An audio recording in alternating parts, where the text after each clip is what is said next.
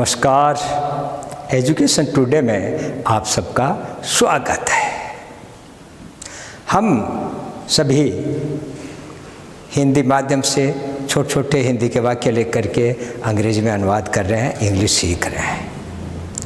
और इसी के तहत आज हम ये टेंस में जो सबसे सरल है कंटिन्यूअस, उस कंटिन्यूअस को करने जा रहे हैं। तो सबसे पहले हम ले रहे हैं प्रेजेंट कंटिन्यूअस। देखो, सबसे पहले तो हमें पहचान सीखनी है। एक चार्ट बनाया हुआ है, वहाँ पर आपने काफ़ी अच्छा सीख लिया होगा। फिर पुनः सुन लो कि कंटिन्यूअस का मतलब जिसके अंत में रहा, रही, रहे हैं, वो कंटिन्यूअस है। कौन से टेंस का है? रहा है तो प्रेजेंट का, रहा था तो पास्ट का, रहा होगा तो फ्यूचर का। सबसे पहले प्रेजेंट कंटिन्यूअस हम ले रहे हैं। पहचान वही रहा है, रही है, रहे हैं, रहा हूँ, ये अंत में आएंगे। और हेल्पिंग वर्ब क्या होगी? Is, am, are, 3 helping verb है। किसके साथ क्या लगेगा? याद रखें, इज थर्ड पर्सन का सिंगुलर, यानी he, she, it, this, that, और एक वचन कोई भी, जैसे बॉय है। और एम केवल आई के साथ लगेगा, आर केवल यू, वी, दे, बॉयज, इनके साथ आर लगेगा। मेन वर्ब जो होगी उसमें उसकी फर्स्ट फॉर्म में आईएनजी लगाएंगे।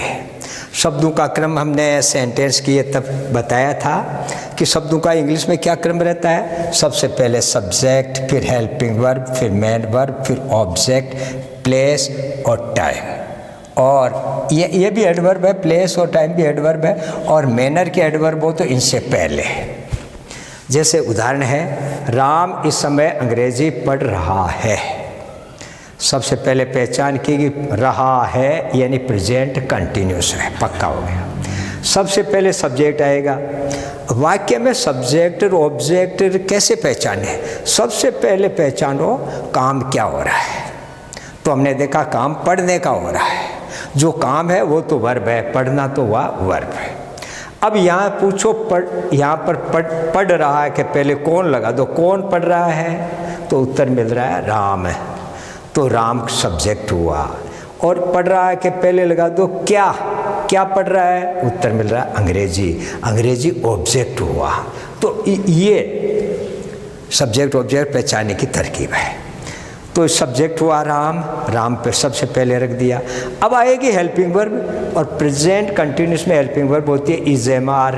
राम एक वचन है इसलिए इज। अब मेन वर्ब के आईएनजी लगाओ, रीडिंग। अब ऑब्जेक्ट इंग्लिश है।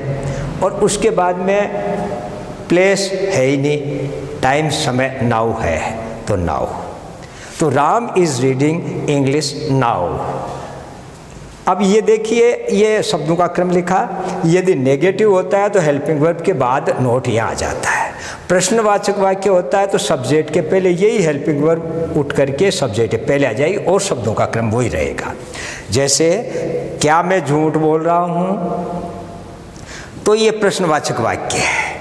प्रश्नवाचक वाक्य हमने पढ़े 2 तरह के हैं। एक तो क्या वाक्य के शुरू में हो, जब तो क्या की अंग्रेजी वाट बनेगी नहीं।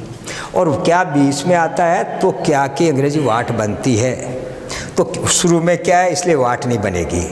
अब बोल रहा हूँ प्रेजेंट कंटिन्यूअस, और मैं है इसलिए आई के साथ एम होगा। एम हमने पहले रख दिया, एम। अब सब्जेक्ट आएगा आई। अब वर्ब की फर्स्ट फॉर्म के टेलिंग, और ऑब्जेक्ट है लाई, ए लाई। झूठ बोलने के लिए टेल, ए लाई आता है। और सच बोलने के लिए स्पीक द ट्रूथ आता है। ये याद रखिए। तो क्या मैं झूठ बोल रहा हूँ? अंग्रेजी बनी एम आई टेलिंग ए लाई। वह नया कार्य कब शुरू कर रहा है? ये भी प्रश्नवाचक है। और प्रश्नवाचक के अंदर सब्जेक्ट के पहले हेल्पिंग वर्ब, और प्रश्नवाचक शब्द है तो वो उससे भी पहले। तो प्रश्नवाचक शब्द है इसमें कब, तो ये सबसे पहले कब की वेन सबसे पहले। उसके बाद हेल्पिंग वर्ब, तो ही के साथ इज लगेगा। और इसमें सब्जेक्ट है ही, और शुरू करने की बिगिन, तो बिगिन आईएनजी लगाते हैं तो तो बाद में एन जब व्यंजन है, पहले स्वर है तो डबल हो जाता है, beginning a new work. When is he beginning a new work? इसी प्रकार तुम अपना गृह कार्य पूरा क्यों नहीं कर रहे हो? तो इसके अंदर प्रश्नवाचक वाक्य है ही। अब इसके अंदर प्रश्नवाचक, सबसे पहले प्रश्नवाचक शब्द को देखते हैं। प्रश्नवाचक शब्द है क्यों, तो वाई। प्रश्नवाचक शब्द वाई, वेयर, हूँ, होम, हुज, ये प्रश्नवाचक शब्द है। तो प्रश्नवाचक वाक्य होता है तो सबसे पहले प्रश्नवाचक शब्द, उसके बाद हेल्पिंग वर्ब है। तो सबसे पहले वाई, अब हेल्पिंग वर्ब आर, क्योंकि यू है सब्जेक्ट इसलिए वाई आर यू, और नोट आ गया। अब वर्ब की फर्स्ट फॉर्म क्या है जी, कंप्लीट। अंत में ई होती है तो हट जाती है ई, तो कंप्लीटिंग। अब ऑब्जेक्ट है यूर वर्क, तो why are you not completing your work. तो इस प्रकार अपने ये प्रेजेंट कंटिन्यूस टेंस को बहुत अच्छी तरह कर लिया। अब ये 5 वाक्य है, आप इनका अभ्यास कीजिए और फिर मैं देखता हूँ आप कितने सही करते हैं। तो ये आपने कुछ अभ्यास किए। देखो, सूर्य पश्चिम दिशा में अस्त हो रहा है, तो ये साधारण वाक्य है, एसर्टिव सेंटेंस है। और हो रहा है इसका मतलब कंटिन्यूस है, सदा सत्य बात नहीं है। इसी समय किसी ने देखा सूर्य उदय हो रहा है, तो ये प्रेजेंट कंटिन्यूस है। तो सबसे पहले सब्जेक्ट तरकीब बताई।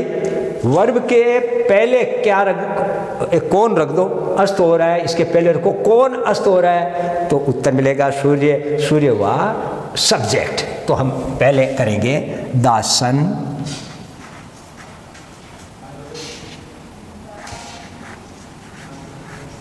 आगे हम आर्टिकल पढ़ेंगे। सन, मून आदि जो दुनिया में एक ही है, उनके पहले हरदम दा लगता है, द सन। अब आएगी हेल्पिंग वर्ब, और प्रेजेंट का है इसलिए इज, द सन इज। अब आ रहा है अस्त होना, तो सेट, और इसके फर्स्ट फॉर्म के आईएनजी, तो एस ई टी, सेट। और बाद में टी व्यंजन है और इसके पहले स्वर है, इसलिए डबल भी हो जाएगा, सेट आईएनजी, सेटिंग इन। और दिशाओं के पहले भी दी लगता है, तो पश्चिम तो वेस्ट, दा लगेगा, in the west. The sun is setting in the west. दूसरा वाक्य है वे बाजार में पुस्तकें नहीं खरीद रही हैं, तो प्रेजेंट कंटिन्यूस तो है ही। खरीद रही है कौन, वे। तो वे चाहे स्त्रीलिंग हो चाहे पुल्लिंग हो, वे का दे बनेगा, दे। अब हेल्पिंग वर्ब दे के साथ तो आर आएगा, दे आर। अब नहीं है तो नोट, दे आर नोट। अब क्या मेन वर्ब है, खरीदना, खरीदना, तो बाई, बी यू वाई। और वाई डबल नहीं होता, हालांकि वाई के पहले यू है लेकिन डबल नहीं होता है वाई। बाइंग, वे बाजार पुस्तकें नहीं शब्द आ गया तो नॉट बाइंग। अब क्या खरीद रही है, object books, they are not buying books. बाजार में तो इन द मार्केट।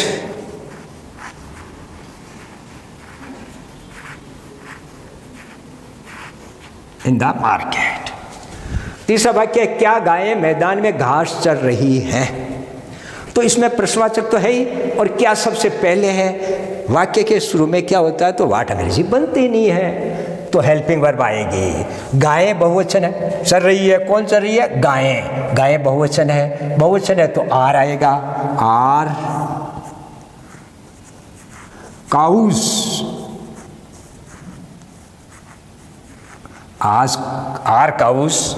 अब चढ़ने का grace, GRAZE।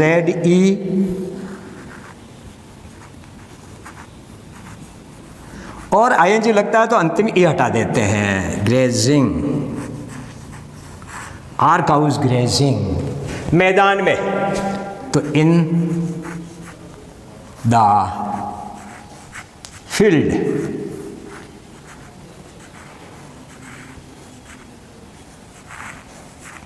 In the field.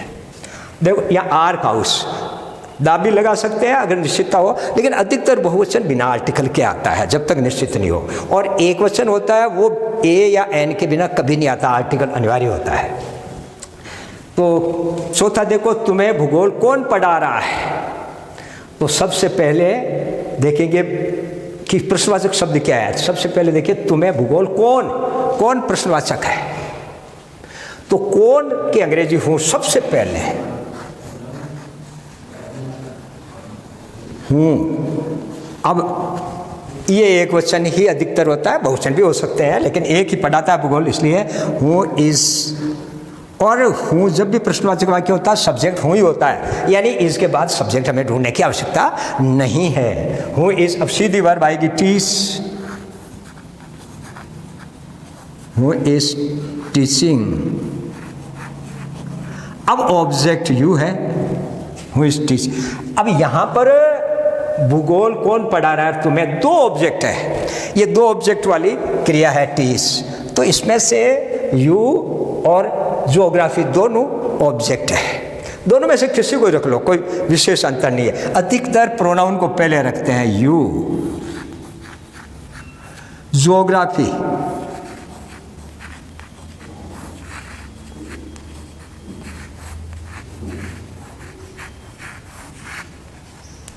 Geography.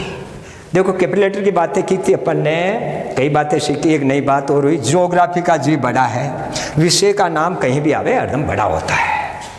मेरे मित्र सच बोल रहे हैं, तो कौन बोल रहे हैं, मेरे मित्र सब्जेक्ट हुआ, तो माई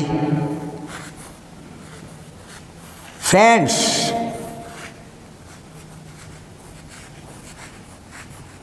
माई फ्रेंड्स। अब फ्रेंड्स बहुवचन है तो आर, और सच बोलने का स्पीक द ट्रूथ, अभी बताया था, झूठ बोलने के लिए तो टेल ए लाई, तो are speaking.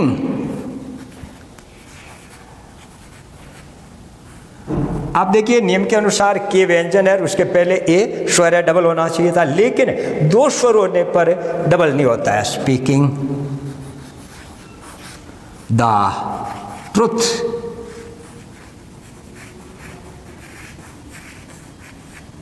Speaking the truth.